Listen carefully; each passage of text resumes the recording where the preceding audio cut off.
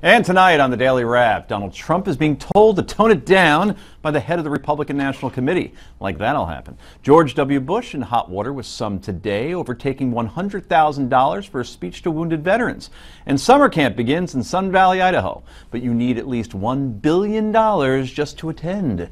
We'll have all of that, plus potluck, yay and nay. This is the Daily Wrap, live from New York City.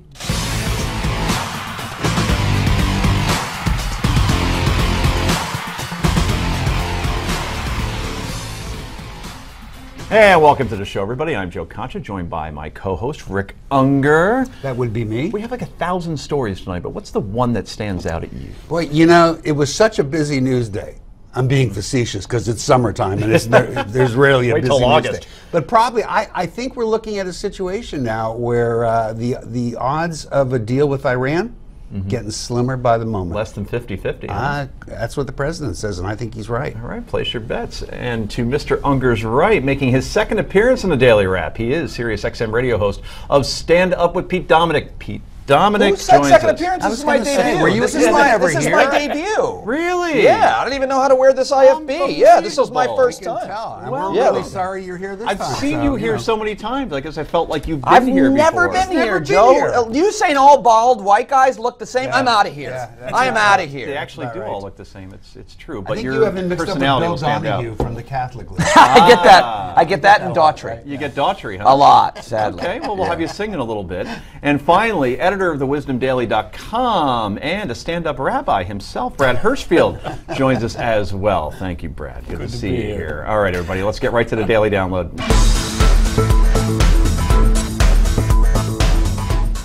We have sanctuary cities and we have all of this nonsense. I've been saying this for a long time, Katie, and it's a disgrace. And frankly, if I didn't bring it up, you wouldn't even be talking about immigration right now. Think of what you will about Mr. Trump and Mr. for that matter, who was doing that interview.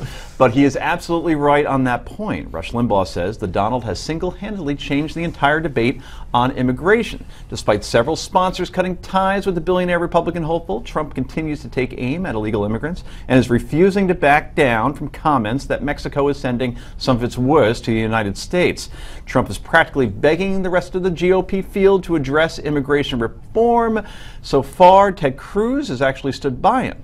Rick, is he changing the tone of the debate for better or for worse? It's T-ball time. Yeah, what can I say that I haven't said every night for the past 3 weeks? Maybe some people haven't seen him. They want to hear it for the first time. It's my way of saying, are we spending a little too much time on Donald Trump? But there's a lot of attention on this issue because of Mr. Trump and the media attention that he is getting as a result. Yeah, he's no dummy, Trump, and this is exactly what he wants. He loves getting this attention. It's not going to make him his party's nominee. It's not going to make him president, thank goodness. But he's getting the attention that he wants, and that's what it's about for him. He is right now running the debate. Again, he's doing his party, as I've said many times, unbelievably intense damage. You can't be elected as a Republican today without Hispanic votes. It is in the numbers, and he's doing everything he can to make sure that doesn't happen. See, Pete, I disagree with Rick on one point, that I think the Republican field actually looks better with Trump there because contrasted against him, they look more sane, more stately, more lucid in terms of certain more moderate arguments around, say, immigration or gay marriage. Well, yes, yeah, I think that's true, but at the same time, I mean, I have a hard time taking this lineup of Republicans seriously, just like I do the last time, because of the conspiracy theories that so many of them buy into, and Trump is the king of conspiracy theory. Let's not forget about the birthers. He doesn't believe in vaccines. He thinks they cause autism. The whole Ebola thing, he wanted to stop flights, and mostly he thinks climate change is a hoax, like all but I think one of the Republican nominees. And so how seriously can we take them if you can't start at agreeing on what the problem is or in agreeing that what science says? So, you know, and are we talking about him too much? I mean, probably. I mean, a lot of the reason why he's getting so much talk, so much attention is because we're giving it to him, you know, to some extent. But at the same time, he's a player, he's exciting, and I'm fascinated every time he talks to anyone because he always does that clever thing that a lot of conservatives do, which intimidate the interviewer. You know, I kind of like when they do that in a way. Jeb Bush tries to intimidate interviewers. Jeb Bush does not. No. But Newt Gingrich did in the debates and others last time around. They take shots at John King or Wolf Blitzer or whoever, and it's kind of a clever thing to do, and it plays well with the base, I think. And I frankly don't mind it. I wish liberals would do that a lot more. You had said that Trump is getting attention to some extent.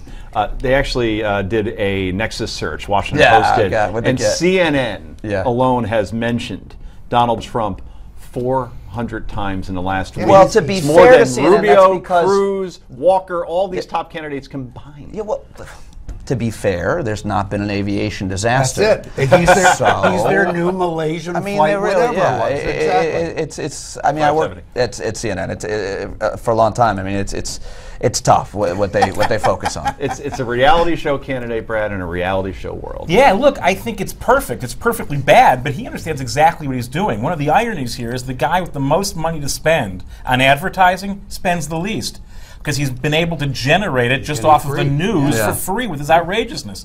But here's what I think we need to do. And I don't care where you are in this politically. It's not about coaching him like Priebus wants to do. It's not about ignoring him, tempting as that may be for us to want to do. It's to listen and learn, because this guy has tapped into something really powerful in the American body politic.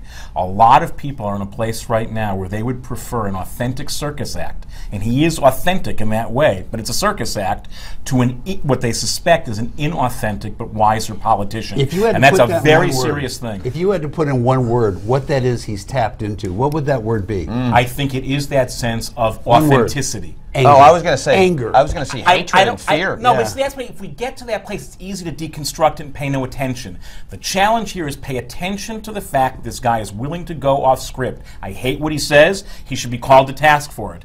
But the real person who should be worried about the popularity of Donald Trump is actually no one in the Republican Party, because he's not going to be the nominee. Things will coalesce around a serious candidate. Will not matter. The person who should be nervous about Donald Trump is Hillary Clinton, because she is the exact opposite. Everyone sees her as so scripted, is so controlled, is so pre-programmed, and that's going to be a real challenge for her to tap into any real energy. We got to move on, but real quick, am I missing something, Joe? When he says that Mexicans are they're sending them. Are they? Is anybody asked him what he means by they're sending them? I must have missed that. Is the Mexican government most people that like the message interpret it as that the border is very porous and people are coming across in big waves, and then that woman gets murdered in San Francisco. That plays right to it. So he's trying to say that the government is who's sending them? We actually had film of it we showed a few weeks ago. It was actually the scene from Blazing Saddles where Hedley Lamar is signing up the bad guys. Well, from 2010 to 2013, no one came across the border. The way I interpret that is that Mexico is doing nothing to prevent people from leaving their country and coming into ours. Who does?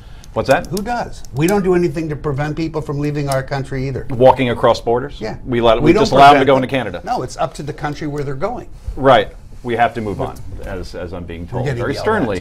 The Washington Post reports that RNC chief Reince Priebus called Trump and asked him to tone it down when it comes to some of his immigration rhetoric. But Trump pushed back on that on the Twitter. Here's what he had to say. Totally false reporting on my call with Reince Priebus. He called me 10 minutes, said I hit a nerve, doing well, end. 140 characters. Trump conceded to the New York Times that Priebus asked him to consider toning things down, but added Priebus knows better than to try to lecture him. So in other words, he lied in his first tweet. That would be accurate, yes. Yes, it would. Okay, very good. So, just how nervous is Trump making the Republican establishment? Ted Cruz, for one, says he's proud to stand with Donald Trump. That is a quote.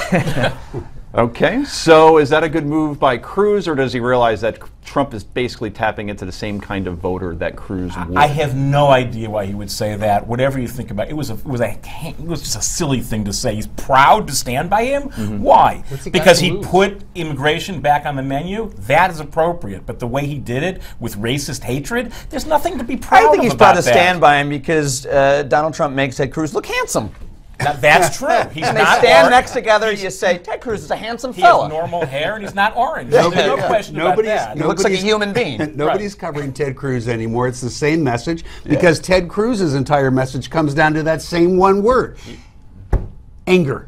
You tapped into something there in terms of coverage, and I almost forgot that Pataki is still running. Yeah, I remember that Santorum is still Pataki's running. Exactly. Yes. that Rand Paul, who never has any problem getting on television, you don't even see him anymore. Yeah. Lindsey Graham, the king of Sunday shows. So that's where Trump hurts. You know he's sucking all the oxygen away from these other 17 candidates. candidates. Who's going to open up room for? John Kasich. There you go. Yes. So, would you vote for Donald Trump? Go to newsmaxpolls.com to cast your vote. Back with more in just a moment.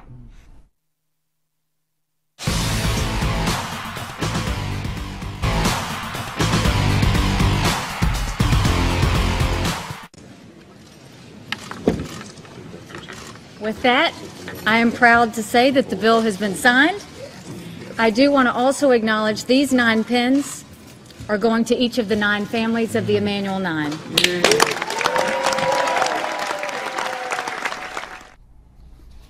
And welcome back to the Daily Wrap. I'm Joe Concha, joined by my co-host Rick Unger, and filling out the panel tonight, joining us for the first time, Pete Dominick and Brad Hirschfield. Okay, that was Republican South Carolina Governor Nikki Haley late this afternoon, giving final approval to a bill that will take down the Confederate flag outside the South Carolina State House tomorrow morning. Haley promised she would act quickly, and she did, despite some resistance from her own party. The flag will officially come down tomorrow morning. Of course, this move was prompted by the mass shooting in a Black Charleston church by Dylan Roof. Brad, do you think this was the first step in healing the community, or was this a political overplay? Both. There's no question there's some healing to be found here, but I think it's instructive that the majority of the families, the majority of the murder victims from Mother Emanuel themselves said, this is not our interest right now. It's not our issue right now. And I think that anything this significant that gets done this fast is likely to create as many unforeseen problems. I'm no fan of the Confederate flag, and I think eventually it's something we should outgrow. But that process is every bit as important as the conclusion. And we know we've gotten carried away. When the Dukes of Hazzard is taken off the air because people say, oh my God, it's a sign of evil. When people are not willing to confront that actually this country has a whole raft of race issues. And when we look back on our history, the North, in terms of population and attitude, was almost as sympathetic to slavery as the Confederacy was. There's a lot of stuff here. I think what we've done is we've found a convenient whipping boy, and we're going to beat the heck out of it until we feel better. It's not going to solve problems of race. It's not going to help us address the real questions we have to. So will there be some short-term healing here? Yes. Is there a lot of stuff yet to address? Absolutely. I agree with you on Dukes of Hazzard in terms of Boss Hogg wasn't evil. He was mischievous, but I wouldn't call him He was evil. misunderstood, I think. Indeed. And Roscoe Pico Train, by the way, was a hero to me growing up. The great James Best. But how much outrage was there that the Dukes of Hazzard was taken up? Because how many people knew it was on? I mean, I watched that show every Friday night growing up just so I could listen to the opening of Dallas. I love that theme song. But I mean, and you may be right, Brett, but I think that I don't think there's going to be a tremendous amount of outrage or backlash. And there were some really heroic Republicans that gave some really brilliant and articulate floor speeches yesterday. Yeah. And Nikki Haley herself deserves a lot of credit for this. This is actually a brave thing to do politically. It shouldn't be. Unfortunately, it is. And finally, you know, the Charleston shooter, you know, he wanted to start a race war, and what he did was he was about 150 years too late, and he may just have ended one. Yeah, actually brought people together, right? Agree. And Brad and I have disagreed on this, on the topic since we started talking about it, but no, sometimes a fast response like this is just what the doctor ordered. Doesn't matter if the families of those poor 9 people are saying this isn't our issue right now. The fact of the matter is something that was terrible produced something that was good. People will forget about this as time goes on. There's not going to be some massive kickback or anything. We got rid of something, at least in one state, and actually a few others that followed, Alabama, that should never have been there in the first place. But it wasn't what the doctor ordered. It was democratically voted on, you know, by both the House and Senate in South Carolina. It wasn't like the Supreme Court of the United States ordered. There's no question. The process itself was conducted with dignity and appropriately, but I get anxious when people stand at podiums and say things like, I've had enough with discussions of heritage. I think writing people out of the story, whether it's because they're sympathetic to the Confederacy or African American, it was never doesn't a make true sense. story. Wait. If it's true for some people, Rick, it absolutely was heritage. For some people, and it Jimmy is. Carter, a former Democratic president, said to most people it was heritage, not a racist Let me symbol. say something, excuse me. If that flag had been there since 1861, I would buy that point completely. That flag was put up in 1961 in direct response to desegregation. That for you, that's not heritage. Rick, it's not heritage, and it's not heritage for me. But when someone else says it is, to simply discount them, it's not respectful, it's not right. I get it, you said it perfectly. If for you it had been there since 1862, it would be heritage. Well, what's ironic is that Rick was there in 1862 when the flag went. Waiting for that. But only as a baby, you said. But only as an infant. I was there. Show him your Confederate flag tattoo. And you've yeah. changed. You've changed, Rick Owner. Okay, well, we have to move on from this fun. The Confederate flag was also the subject of a heated debate on Capitol Hill. Speaker John Boehner tabled a measure that would continue to allow the flying of the Confederate banner in cemeteries operated by the National Park Service. Several House Democrats displayed the flag on the House floor as they spoke out against holding the vote. Had this Confederate battle flag prevailed in war 150 years ago, I would not be standing here today as a member of the United States Congress. I would be here as a slave. But some Republicans, like Iowa's Steve King, says First Amendment rights needed to be protected. Yeah, we have people here on the floor that say they're offended by a symbol. They're the ones that are putting it up for all to see, and then they're saying we should outlaw that so the American people don't have a chance to see our heritage. Everything about America's history is not glorious. White House spokesman Josh Earnest took aim at Republicans for considering the Confederate flag bill. These are the same House Republicans who voted for a party leader who once described himself as, quote, David Duke without the baggage. These are the same congressional Republicans who have declined to criticize the race-baiting rhetoric of a leading Republican presidential candidate.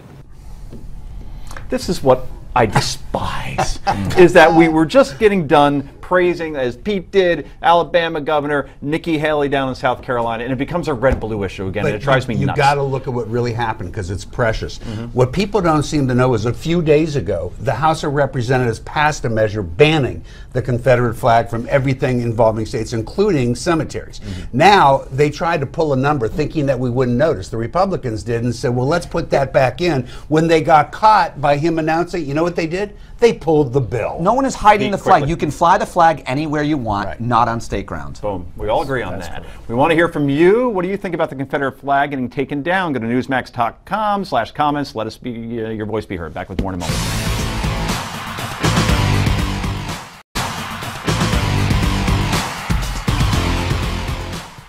And welcome back to The Wrap. So with Caitlyn Jenner raising a new national awareness on transgender issues, a headline on FoxNews.com caught our attention. Quote, or here's the headline anyway, Oregon allowing 15-year-old to get state-subsidized sex change operations. 15-year-olds in Oregon can't even legally drive, smoke, or even go to a tanning bed. But under a new first-in-the-nation policy that many parents are just learning about, 15-year-olds can get a state-funded sex change without their parents' knowledge.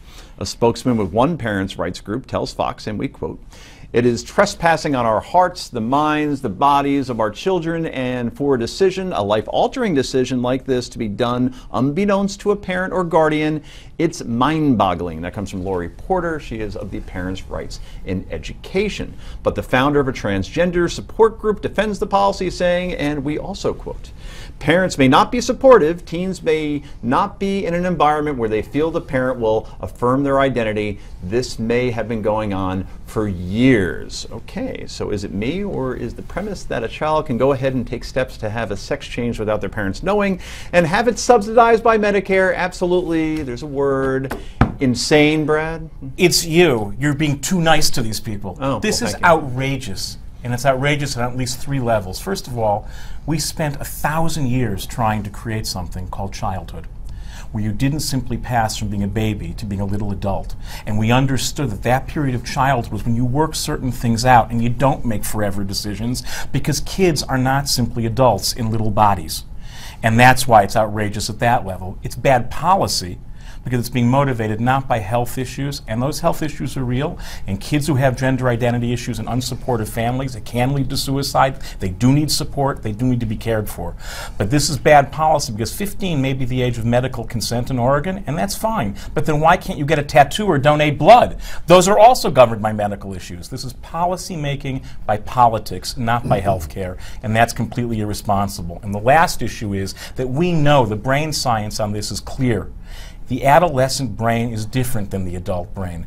Making irrevocable decisions when you're 15, which sounds great, and that is part of what adolescence is all about, it's appropriate to be stupid.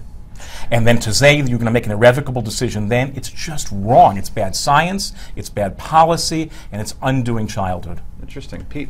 Well, I couldn't disagree with Brad more on this for a number of reasons, but I will say this, you know, a panel like ours weighing in on this, while it's interesting and maybe entertaining, this should be left up to doctors and scientists on this. And if we could find even anecdotally one person who regrets their sex change that they got when they were an adolescent, that would be interesting to note. But, you know, this is a really, really serious issue for a very small amount of people. And the way that you articulated, Joe, you know, that it's insane and that we're subsidizing it. Well, we're subsidizing their treatment. We're subsidizing suicides cost over $7,000. I'll leave this to the scientists and I'll leave this to the doctors. And again, when you frame it, when they can't get tattoos, they can't drink, it's a really, really convincing argument. But say that to your child when they feel like they're in the wrong body. This is a really, really serious and difficult issue, but luckily it's not an epidemic. This is not an issue that you know, millions of teens are suffering from. I get it, it's a tough issue for us to talk about, but I'll leave it up to the doctors and scientists on it. So my wife just had a daughter. We had Your a daughter. wife just had a daughter? Yeah. She left you out of this? Well, we're still waiting for the blood test back. I believe it's mine. Congratulations. Thank you. Well, it was 20 months ago, and she's pregnant with another one. And Wow. that one's coming in September. This I is would more hope than we if they need to wanted know. to get a sex change, that they would at least come to my wife and me and say, this is what we're thinking Well, about I'm sure they doing. would. And I'm sure they do. But I'm sure they under have this this law, conversation. though, they don't have to. They don't. You're right. Here's the problem, and it's funny because I find myself right in between the two of you. Yeah. You both laid it out really well from each side. Having kids who have been at that age, I would really hope that if they wanted to do this, they would come to me first. But you do have to allow for the fact, and I think that's what we heard from the person from Oregon. There are many kids in that position who do not have parents who are going to be supportive, who are open to having that conversation with them and will do everything in their power to stop them. And maybe, Brad, as you said, it could have a terrible result if that happens. So this is the problem on this. Well, No, do you I don't think regret it's a your problem, 'cause decision? here's where I agree. No, I've We always sh- been happy, but we I should wasn't 15. absolutely fund the kind of support those kids need. Suicide among kids working out gender issues is a real issue, and it can't and shouldn't be swept under the rug. But the response to it is not to have kids making adult decisions. The response is to know parents don't always handle this well, and kids need to feel safe and know they're going to be supported, even if parents aren't going to support them. That I think the public should be paying for. Irrevocable decisions by children, I don't. Pete, last word? Well, I was just asking Rick if he regretted his decision.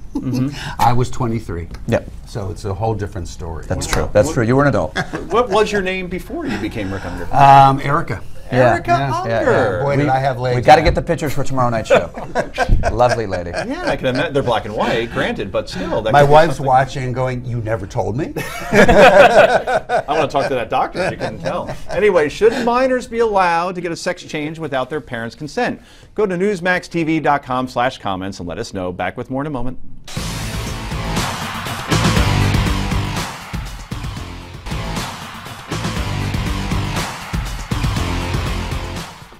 And welcome back to Daily Wrap. Well, the death panel debate is gearing up again after Medicare rolls out new rules that would pay doctors to talk to their patients about advanced care planning.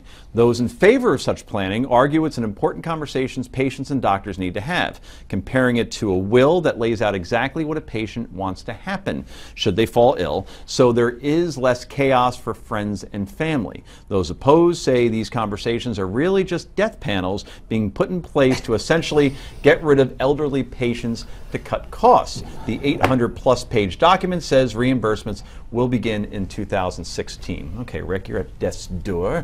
What do you think about That is not this fair, whole- Joe. You put me I up would to never it. make such a started joke. this, and now I we're would completely never. off the For pier. folks who just tuned in, My friends, right? My friends. Pete texted me the joke before, said do the death's door thing. Pete's looking to get in this seat. Let's be honest. Okay, let's just say. Well, he's No, already look, there by Monday. Look, apparently. of all the ridiculous things that happened during the great Obamacare debate, the death panel thing was by far the most insane. It was sponsored by a Republican member of the House along with a Democrat, and all it ever said, and what they're doing now, is that when you reach a certain age, which is 65, you should be able, if you want, no one's making you do it, they still aren't, if you want to have a conversation with your doctor to discuss what you want to have happen when you get so sick. You can't make those decisions for yourself. Now, you don't have to do it. And then all that happens then is Medicare agrees to pay for it, for that one doctor's session. Here's the upside, folks. Here's what you weren't thinking about when Sarah Palin was twisting your brain. You save so much money by doing that, because if you're ever in a situation where you are in that condition, you're going to leave it to your family to have to make decisions, and your family doesn't want you to go, even if you did want to go. This is the most conservative idea I can think of in healthcare. It saves billions of dollars. Most of the money in Medicare is spent in what, the last First few 6 months? months and last 6 months. Right. So, I mean, it saves a lot of money. And find me any child who doesn't want their parent to have this conversation. And by the way, doctors should be paid for their time. Find me a doctor that opposes. I frankly don't understand the argument against it. And I don't know what it is. It's insane. It's because Sarah Palin I want to go wanted further. headlines. It's not just conservative fiscally. It's conservative if you're on the side of life. The tragedy is here, and I want to be clear, these are not death panels. These are life panels. Yeah. And we have the science Dignity behind panels. it. No, not even dignity. These are life panels. New York State actually conducted the most important study of people switching over to palliative and hospice care. They not only lived better, they lived longer. And by the way, these are life panels. And what we they have to aren't do panels. Let's get rid of it's that. consulting a There is doctor. no panel And the involved fact here. of the matter is, getting people comfortable with availing themselves of all the range of health care options they have doesn't just save us money, which it does. It doesn't just raise our quality of life, which it does.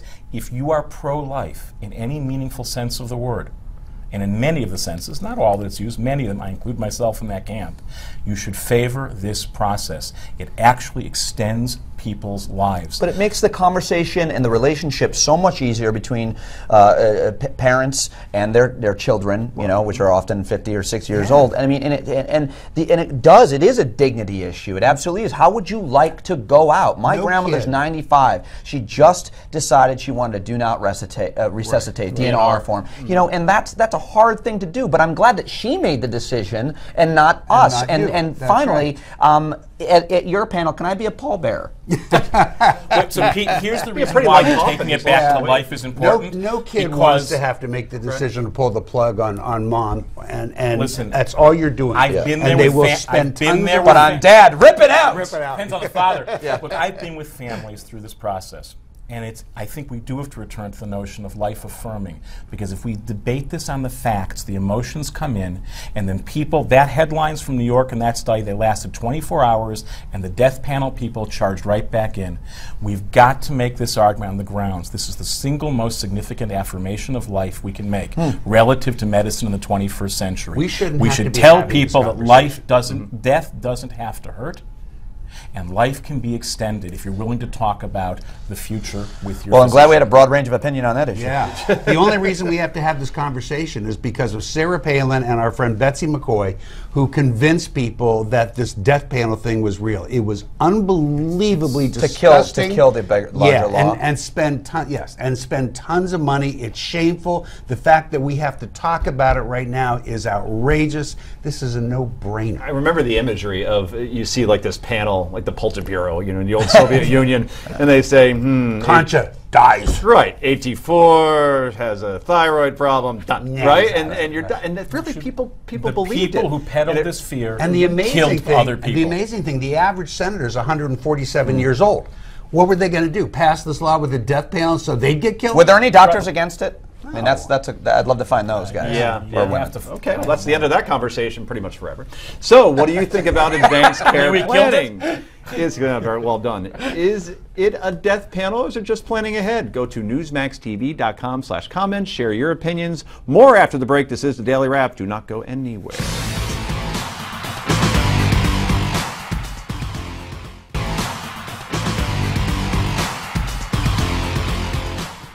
And welcome back to Daily Wrap. Before we jump back in, let's jump on board, shall we? Newsmax wants to send one lucky couple on a 7-day Silver Sea cruise to the Caribbean this winter. Ooh. Obviously, a luxury cruise, Pete, on the Silver Wind is the trip of a lifetime. To win, however, you need to enter our sweepstakes.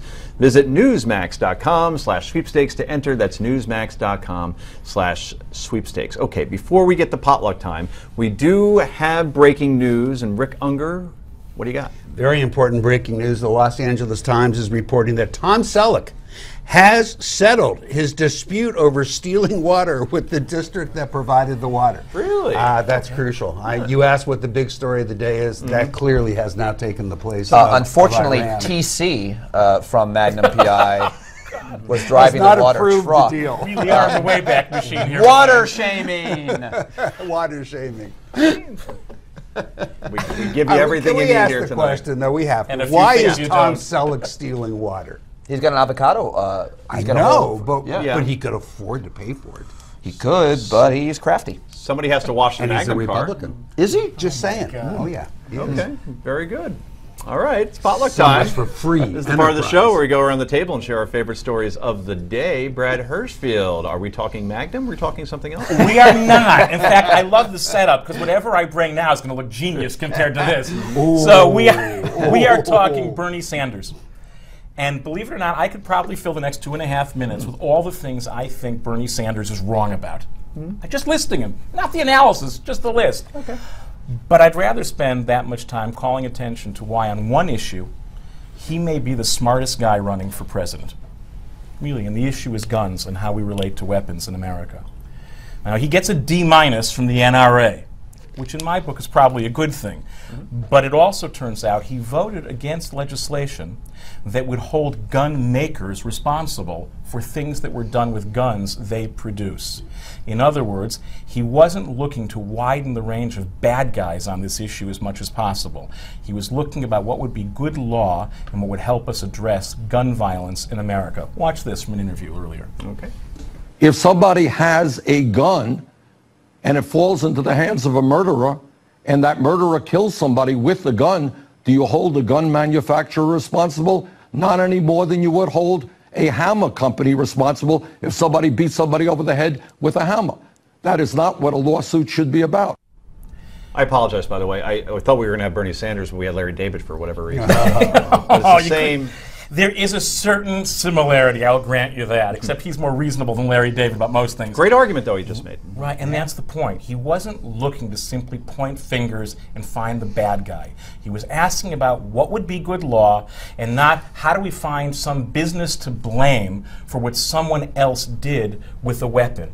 And I think even more importantly, he acknowledges that most people are actually responsible with their use of weapons, and at the same time, this country does have a very serious gun violence problem. He has an approach to dealing with it, which you're going to see right now. Okay. Folks who do not like guns is fine. But we have millions of people who are gun owners in this country. 99.9% of those people obey the law. I want to see real serious debate and action on guns. But it is not going to take place if we simply have extreme positions on both sides. I think I can bring us to the middle.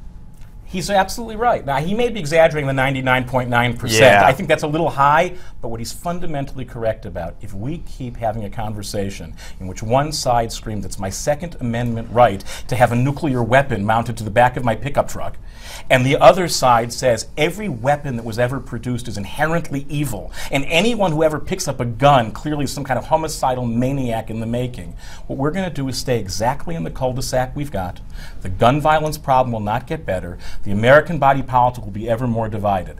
I don't know if I think Bernie Sanders is the person to lead anyone to the middle of anything exactly, but I think he does have a plan and an approach here where he's completely right. The only Again, thing he comes across as completely credible and honest. Totally is what, sincere and yet smart. again, He you is can honest. disagree He with him, but he always does, the same way Ron Paul does, in terms of honest. He doesn't look like he's bought and paid for by special interests. But it will take issue with you and the way that Senator Sanders framed this, in that the two sides. There aren't two sides to this issue in terms of who's getting what they want. The pro-gun side has everything they want. Everything. There's nothing they have. There's nothing that they want left. There isn't some idea that they want. They can get any kind of gun. They can get almost as many bullets as they want. There are some state regulations, like in New York State, that people are unhappy with. But for the most part, federally, what don't they have? So the kind of the gun control side makes no progress. They haven't made progress since they passed a bad rule, a bad law, the assault weapon ban, which did nothing. We've got nothing on the gun control side. The pro-gun side has everything So they here's want. what I have to ask. First of all, they don't have everything they want. You'd have to ask them, not me, because I'm closer to you, probably matters of policy. But here's what we know. If we keep saying you have everything and we have nothing, we stay in the cul-de-sac. If we start to say, okay, we want to change this conversation and not lash out, right? Believe me, if there was a Wayne LaPierre fan club, head of the NRA, I'd be the last member. But we won't get there by shouting at other people. How we'll get dare there by you. being smart about it. Wayne LaPierre's a Last great word American. on that. Good job, Brad. Up next, yay or nay? This is the Daily Wrap. Stay tuned.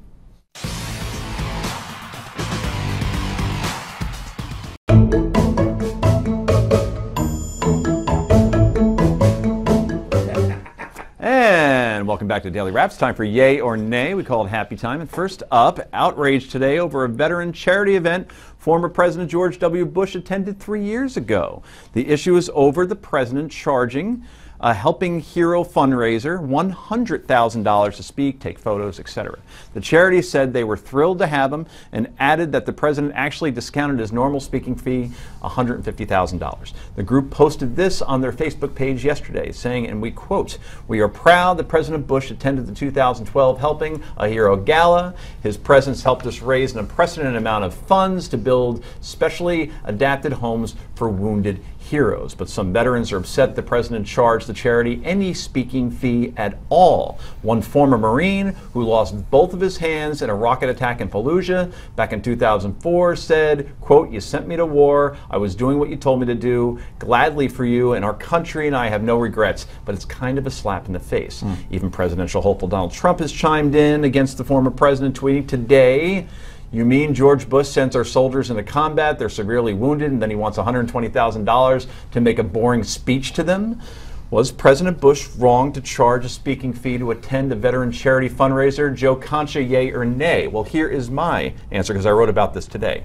He should, right now, give back the $100,000 and triple it, because he's worth the Bush family $35 million. Just like the Clintons are worth $100 million, and they're doing speaking fees at educational facilities that can't afford it and so on. In other words, there's certain places you don't charge money, and this was one. Wounded vets, he shouldn't get $100,000. He's a good man. He's conducted himself with class and dignity since he left office, but this was a huge mistake. All right, Brad, I've never answered my own. I actually agree with you. I was very surprised that he did that. It's struck me as out of character for George W. Yep. Surprised he did it. I like your suggestion. He doesn't have to triple it, but it was not the right thing to do at all. Agreed. Pete? No president, no politician should ever take money from a veterans organization. Period. End of story. I'm anti-war, and I've done a ton of volunteer work for veterans organizations, and I will continue to. I'll take plenty of money from other nonprofits and so on, but I mean, that's just crazy. Yep. Brett? Look, I speak for nonprofits all the time, so I want to be clear. I think he made the wrong call. I don't want to beat him up. I think you offered the right solution. He should give it back. The one place I'm thinking about he made a really wrong call. Commanders should never take things from their soldiers. He was their commander-in-chief. It's really rule one. You don't take things from your soldiers. One quick thing to make it, just to keep it fair and balanced. Sorry. They do say that his presence there did bring in an additional $1 million. $2.4 million. Yeah, guess what it would have been? 2.1. But if he hadn't charged, his wife also, Laura Bush, also got $50,000. I don't want to beat him up. We got to move on. I agree. So next, following news that the University of Michigan's athletic department is switching back to Nike. Ohio State linebacker, that's the Ohio State University that Rick Unger may or may not have attended, Darren Lee decided to have a little fun on Twitter and put the Wolverines back in their place. Let's show the tweet. "Maybe them fools up north will be good again now that they're going back to Nike." Pointing to the fact that Ohio State, also a Nike school, has beaten the Wolverines 10 of the last 11 times. And, of course, that's their biggest rival in the Big Ten and probably the biggest rivalry in sports. However, there is another tweet that went out that we will not put up on screen. Oh, sure we will. Okay. Or they'll still suck, says Mr. Lee. That seems to be a common trend nowadays. Yes, Michigan has struggled lately. Okay, so here's the question. Is this the best rivalry in sports for Unger? Clearly the best rivalry in sports, but more importantly, they can get any pair of shoes they want, and the Ohio State University will continue to kick their butts. Okay. Doesn't the Ohio State University cheat more than the Patriots? No. Oh, boy. Brad, quickly. Go Blue. Oh, wow. You know, you said a lot of things that have ticked me off. That's it. I crossed the line. Finally tonight, North Korea is now using an internet-famous dog as examples of American decadence. Riley, a Bichon Poodle mix, became a meme in 2010 after his owner posted a photo of his birthday party on Facebook where he simply became known as the birthday dog. North Korea's state-run network, KCTV, used the image of Riley as propaganda showing American extravagance, saying Americans throw luxurious parties for their dogs. Who would ever do that? Okay, I do. I admit it. Put him up on screen real quick. There's Chasey at his Halloween party. Dear, that's not all right, let's show another one. That is not a dog. There he is at the pool party. Not bad, right? And there he is at the Christmas party. Anyway, we got to go. Thank you, panel. We appreciate it. Newsmax Prime with J.D. Hayward. That's next.